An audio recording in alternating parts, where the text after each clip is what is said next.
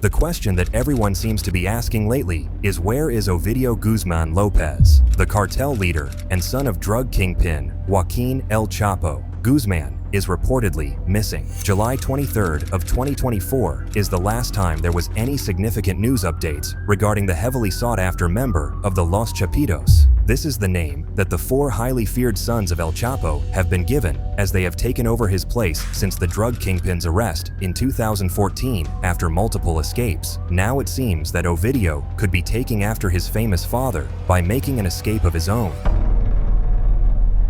Ovidio Guzman, also known as El Raton, has become a notable leader within the cartel and had managed to evade Mexican authorities on several occasions, which contributed to his nickname. At the age of 34, he was captured by U.S. authorities in 2023. Many believed that his fate would mirror that of his father, Joaquin El Chapo Guzman, who was sentenced to life imprisonment in the United States. However, just before the downfall of El Mayo, a key figure in the Sinaloa Cartel, something unexpected happened that changed Ovidio's future. The U.S. Bureau of Prisons updated Ovidio's status on their website, marking him as released. This sparked rumors and suspicions that there had been an exchange or a deal involving his freedom. Some suggested that Ovidio had been freed while El Mayo took his place. However, U.S. authorities later clarified to the Mexican government that this change reflected a modification in his legal status, indicating that Ovidio may have entered a witness protection program in the U.S. Ovidio's possible entry into the Witness Protection Program. Ovidio's entry into the Witness Protection Program is likely the result of a deal between cartel members. Such an agreement caused turmoil within the cartel, particularly between Ovidio and his brother Joaquin, who reportedly betrayed key collaborators to ensure their own safety. This upheaval within the cartel's ranks shook the foundations of the Pacific Cartel. Ovidio's release from federal prison in the U.S. and entry into a protection program points to his collaboration with U.S. authorities, potentially offering information on cartel operations in exchange for a reduced sentence or protection. It is appearing more and more likely, based on the events of the last several years, that it isn't just Ovidio, but the entire Los Chapitos group that is in negotiation with U.S. authorities. This has led some to question if they could be in the process of surrendering to the United States entirely. Such negotiations are a common practice in the United States criminal justice system, especially when dealing with high-profile criminals like the Guzman family. Key figures of this stature, like Ovidio, often seek a legal arrangement that allows them to serve as protected witnesses in exchange for cooperation. This strategy can lead to less severe sentences for these criminals. The point is to allow them to avoid the harshest punishments that would otherwise be imposed by the legal system. What is most likely going on here is not a new legal tactic used by the United States legal system. Cartel leaders, or criminals in general, who provide substantial information to the authorities can benefit from reduced sentences, often being placed under witness protection. This practice is especially useful in cases where the criminals can offer testimony that leads to the conviction of other major figures within the organized crime world. So what exactly does this mean? Well, the potential surrender of Los Chapitos may be less about the dismantling of the cartel and more about these individuals securing their own futures. Their goal is to try to minimize the legal consequences they are facing within the U.S. as much as possible. So it is likely that they will cooperate with U.S. authorities, but only just enough to help themselves out and make it appear that they are willing to negotiate. What Ovidio's potential testimony could mean. Testimony is considered a very vital role in the justice system within the United States. In the United States, the testimony of criminals, even when there is no direct documentary evidence, can still carry significant weight in court. This is because under U.S. law, a sworn testimony is treated as a form of evidence. One example of this is the case of Genaro Garcia Luna, the former Mexican security chief, who was convicted largely based on the testimonies of criminals, despite the lack of solid documentary proof to back these claims. The U.S. legal system allows for these testimonies to be given a level of credibility that can lead to the conviction of individuals, even if the only evidence is the word of another criminal. So all of this could mean serious implications for Mexico. If Los Chapitos were to cooperate with U.S. authorities and offer testimony, their statement, whether they are true or not, could be used to implicate other figures, possibly even public officials. So you may be thinking, why are U.S. authorities willing to take the word of an alleged criminal? Couldn't the Los Chapitos just lie and tell the authorities whatever they think they want to hear? Well, although criminals' statements are not necessarily factual, they can still have major legal consequences for those named in their testimony. This can also have an effect on the reputation of those named in their testimony. So in other words, this means that even if Los Chapitos' surrender is framed as cooperation, their words could be used to implicate others, further complicating the situation both for the Sinaloa Cartel and for Mexican political figures who might be accused of collusion with the cartel. Investigation into Ovidio's alleged crimes. There are many intricate details surrounding Ovidio's connection to organized crime. One of the major and most recent points of investigation involves his possible role in the alleged abduction of Ismael El Mayo Zambada, a leader within the cartel. It is suspected that El Mayo was forcibly taken by Ovidio's associates in an unregistered airplane, which was later traced and found to have falsified registration numbers. This abduction is under investigation by both US and Mexican authorities. Despite conflicting records that show Ovidio as free, US authorities have assured Mexico that they still have control over him. Ovidio is charged with being a key player in a criminal enterprise that conspired to distribute large quantities of drugs, including cocaine, heroin, methamphetamine, and fentanyl, for import into the US. This drug trafficking operation spanned from at least 2008 to 2021. He is specifically accused of playing a leading role in the cartel's fentanyl operations, overseeing the production and trafficking of the drug into the US, which has contributed to the opioid crisis. Ovidio faces multiple charges related to the possession and use of military-grade firearms, including machine guns and destructive devices. He is also charged with conspiring to launder the proceeds of these criminal activities, helping the cartel manage its vast, illegal income. How Ovidio's situation could compare to other witness protection cases.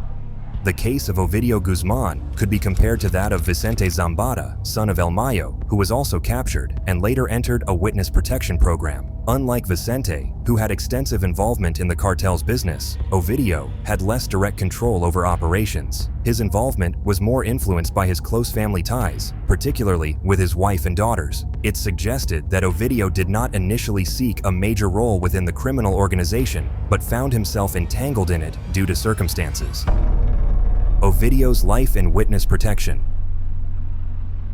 We can only speculate about what Ovidio's life in witness protection might look like. Witnesses in such programs are typically given new identities, homes, and even financial support, often residing in places like California, New York, or Illinois. The conditions of the program limit their freedom. For example, they cannot travel or engage in social activities without approval. Those who enter these programs must also provide valuable information about criminal enterprises and prove the veracity of their claims. In Ovidio's case, he has likely entered into an agreement with US authorities. This agreement may allow him to keep some of his wealth, avoid maximum security imprisonment, and protect certain family members from prosecution. Ovidio and his brother Joaquin have reportedly built enormous fortunes, like their father, and they may have some ability to negotiate the terms of their cooperation to preserve some of their assets. As a witness in protection, Ovidio would be required to sever all ties with his previous life, including any contact with his cartel associates. This may even possibly include family members not in the program. This would also mean giving up the luxuries and lifestyle he enjoyed as a leader of one of the world's most powerful drug cartels. Witnesses in the program are generally barred from using social media or any other means that could compromise their new identity. Ovidio's freedom would definitely come with a lot of restrictions, as well as plenty of supervision for an extended period of time in an effort to try to ensure his safety. After all, cartel members are known for their far-reaching influence and ability to track down former associates who cooperate with law enforcement. His ability to travel even within the United States would be very restricted, and he would likely live in a small, low-profile community far removed from his former life in Mexico. Despite the protections offered by the U.S. Witness Security Program, Ovidio would always face the risk of being discovered. Cartels have extensive international networks and resources to locate defectors. This includes those who may be in protection. If his identity is ever compromised, the threat of assassination or retaliation by the cartel would be significant. In the past, some witnesses in similar programs have been killed despite protections, especially when the stakes involve powerful organizations like the Sinaloa Cartel.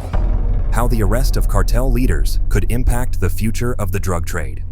Another key question that many people seem to want to know is how the arrest of major cartel leaders like Los Chapitos could impact the future of the drug trade as a whole. Could this finally be the beginning of the end of the Sinaloa Cartel? The answer to that is complicated, but unfortunately, the most likely answer is no. While this is the outcome that many political leaders would hope for, the capture or surrender of cartel leaders like Los Chapitos would most likely not significantly disrupt the global drug trade. The demand for drugs, including amphetamines, cocaine, and fentanyl, is continually rising, especially in the United States. This high demand ensures that the drug trade will persist, regardless of whether key figures are captured or arrested. The structure of the drug trade is such that if one leader is taken out, others quickly fill the void, allowing operations to continue pretty much without issue. Focusing only on the capture of high-profile figures, while it may be symbolically important, does little to dismantle the actual networks that facilitate the drug trade. The entire financial and logistical structure of organized crime must be targeted if we hope to ever see any results. This includes targeting those who launder money or provide resources like stolen gasoline. Until then, the arrest of cartel leaders is not likely to have many long-term effects. Consider, for example, Italy's so-called Maxi trial. This was a historic legal process that successfully dismantled much of the mafia's operations. The way it became so successful was by going after not only the criminal leaders, but also the political and financial institutions that supported them. So, if Mexico hopes to ever have similar success when it comes to the cartels raging the nation, they will need a similar large-scale legal process to effectively combat organized crime. Is Mexico being left out of the United States dealings when it comes to the cartels?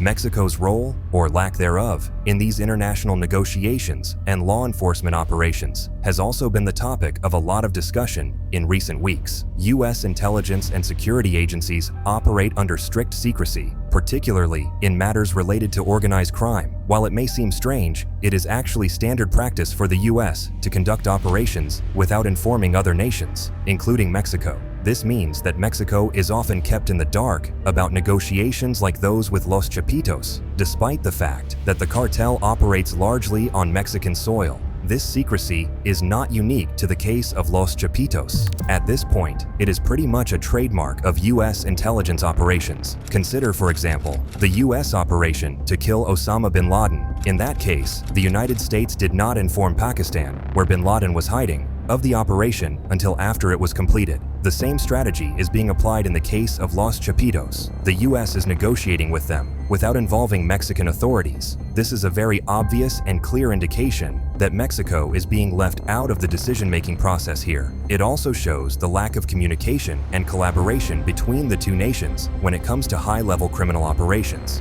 This secrecy is part of how U.S. intelligence agencies maintain control over sensitive operations. Understanding why cartel leaders may prefer to cooperate with the U.S. authorities over Mexican authorities.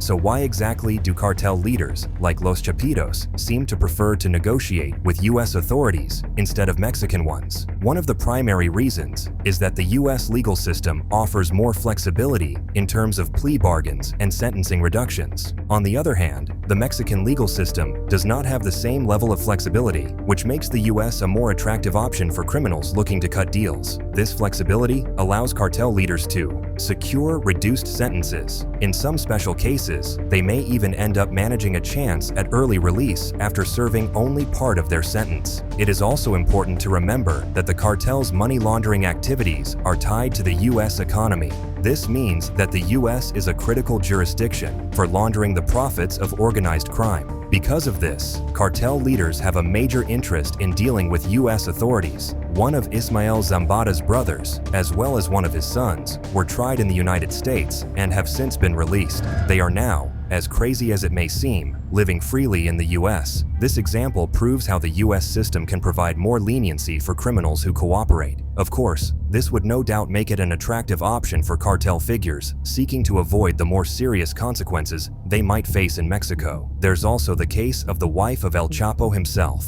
Emma Coronel Ispuro was released from federal U.S. custody just about a year ago. She had been convicted for her role in assisting her husband in running his multi-billion-dollar drug cartel, the Sinaloa Cartel. Emma, who was once a teen beauty queen, had been found guilty of charges that involved her helping to facilitate the operations of the cartel, which included trafficking drugs and money laundering. You would think that a woman who had such a key role within the cartel and was as close as she was to the drug kingpin himself, that she would be spending the rest of her life behind bars. But that is not at all what happened. She served only about 2 years in confinement, including time spent in both a Texas prison and a halfway house located in California. Although she has been released from prison, she will remain under supervision for the next 4 years as part of her sentencing. Still, this seems like a very minor punishment considering the circumstances.